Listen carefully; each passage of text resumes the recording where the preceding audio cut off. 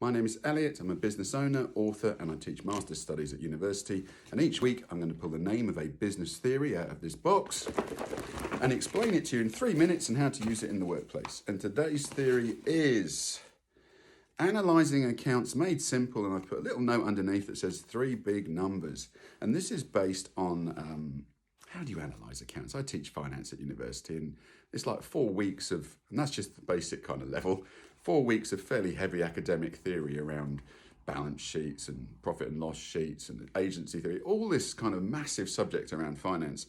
But I've put 3 big numbers because someone said that to me once. You go on these finance for the non-financial courses. I've been on those a few times, right? I learned more by speaking to a person about this theory than anything I read. And it was a person who was in an organisation I worked with. He used to be in Barclays, and I was this is 20 years ago, wasn't very confident about looking at people's accounts, especially when you're with them. When you're a consultant, you go and meet them and you're with them and you're looking at the numbers and you better not get it wrong, right? So I was a bit not too confident. And I said to him, look, I've been on the course. Everyone got sent on not finance for non-financial. I've read all this stuff. I've got a degree and all that, but I'm still not very confident. And he said, Elliot, it's really easy to analyse a set of accounts. I'm not an accountant.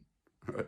He says, what you do is you get the profit and loss sheet and you look at it and you write down a circle around the 3 biggest numbers. The 3 biggest numbers on the list of things you pay for or sales and that kind of stuff, right? The 3 biggest numbers.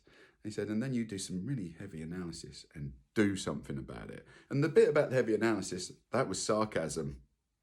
His view was, and I tend to share it, while you can do all kinds of ratio analysis, and sometimes you should, for investment and so on, and you can look at balance sheets and understand accounts, but most people don't understand accounts, even with an accountant helping them. You can do all of that, right? And get all the numbers and look at the reports and think, okay, is this really accounts made simple? My accountant just told me all this stuff and I still don't really get it. Lots of people would say that. It's common.